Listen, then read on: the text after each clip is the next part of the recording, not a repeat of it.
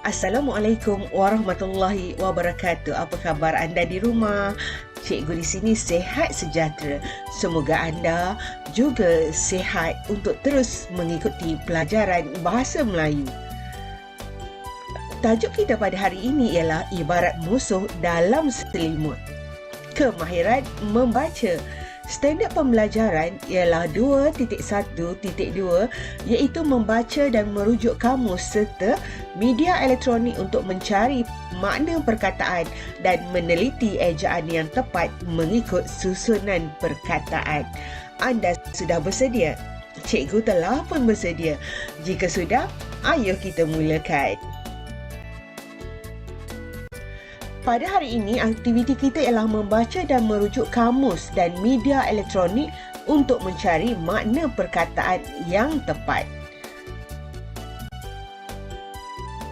Ini ialah poster tentang penyakit berbahaya yang dibaca oleh Farisha. Untuk hari ini, cikgu nak anda membaca sendiri petikan ini. Boleh? Cikgu tidak akan bacakan kerana pada hari ini cikgu akan merujuk kepada cara untuk kita mencari makna perkataan yang terdapat dalam buku teks anda. Jika anda lihat poster yang diberikan dalam buku teks anda, terdapat beberapa perkataan yang telah diwarnai dengan warna merah, iaitu virus, jangkitan akut, gejala, polio, saraf, kelumpuhan, selesema, cirit-birit, bersin, gejala dan suntikan. Nampak kan? Cikgu senaraikan di sini perkataan yang diwarnai dengan warna merah tersebut. Sekarang Farisha dan kakaknya ingin mencari makna bagi perkataan-perkataan yang telah disenaraikan ini. Bagaimanakah caranya untuk kita mencari makna perkataan? Ya, kita boleh menggunakan kamus yang bercetak yang terdapat di perpustakaan sekolah atau anda telah pun memilikinya. Jika anda tidak mempunyai kamus bercetak, bagaimanakah caranya untuk anda mencari makna perkataan-perkataan tersebut? Ayo kita lihat yang seterusnya. Tertera pada skrin anda sekarang ialah yang telah cikgu sediakan untuk anda pada hari ini, iaitu kita mencari makna perkataan melalui carian Google. Yang pertama, pastikan anda telah membuka enjin carian Google, dan yang kedua, type sahaja perkataan kamus dewan. Akan tertera beberapa laman web yang berkaitan dengan kamus dewan. Jadi anda klik pada kamus dewan dan seterusnya apa yang akan terjadi? Akan keluar paparan seperti ini dan seterusnya anda dikehendaki menaik perkataan yang anda ingin cari maknanya dan akhirnya akan tertera makna bagi perkataan yang ditaip. Ini ialah carian melalui enjin carian Google. Ada satu lagi cara yang kita boleh gunakan untuk mencari makna perkataan. Lebih mudah daripada yang telah cikgu terangkan ini. Hari ini, cikgu ingin menerangkan tentang satu aplikasi yang cikgu gunakan untuk mencari makna perkataan. Lihat pada paparan 1. Cikgu telah bulatkan perkataan Kamus Pro dan logo untuk Kamus Pro. Kamus Pro ini anda boleh install daripada Play Store dalam telefon anda. Kemudian, apabila siap anda install, terus anda boleh menggunakan aplikasi tersebut. Apa yang perlu anda buat ialah, setelah anda install dan anda paparkan pada skrin telefon anda klik saja pada Kamus Pro tersebut. Kemudian akan keluar sebagaimana yang tertera pada nombor 2.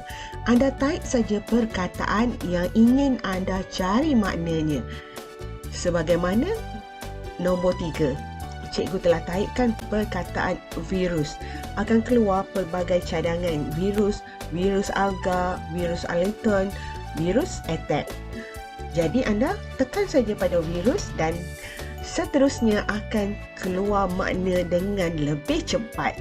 Ya, sebagaimana tertera pada nombor 4 itu.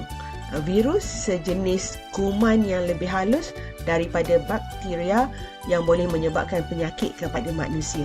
Anda terus dapat jawapan untuk perkataan yang anda ingin tahu. Jika anda lihat pada nombor 4 itu diberikan dua makna. Dua makna, nombor 1 dan nombor 2. Jadi makna yang mana anda harus pilih? Anda harus sesuaikan dengan ayat yang anda baca. Kita lihat ya, kalau virus, penyakit ini disebabkan oleh virus influenza. Dah nampak. Jawapan yang paling tepat ialah nombor 1, iaitu sejenis kuman yang lebih halus daripada bakteria yang boleh menyebabkan penyakit kepada manusia, haiwan atau tumbuhan. Boleh. Jadi, anda boleh menggunakan 3 cara untuk mencari makna. Yang pertama, gunakan kamus bercetak yang anda boleh beli ataupun yang anda boleh gunakan di mana-mana perpustakaan. Ataupun yang kedua, anda cari makna perkataan dengan menaik pada enjin carian Google. Dan yang ketiga ialah anda install mana-mana perisian mengenai kamus. Boleh.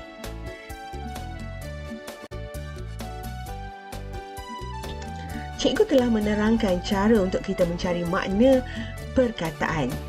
Jadi, latihan anda pada hari ini ialah melengkapkan jadual dengan makna bagi perkataan yang telah disenaraikan. Buat jadual sebagaimana yang tertera pada skrin anda, kemudian tulis perkataan yang telah diwarnai merah dalam buku teks anda.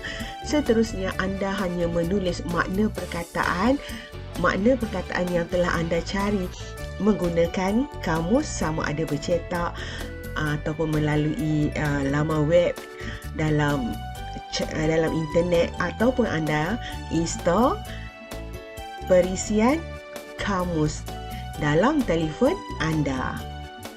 Itu saja latihan anda pada hari ini.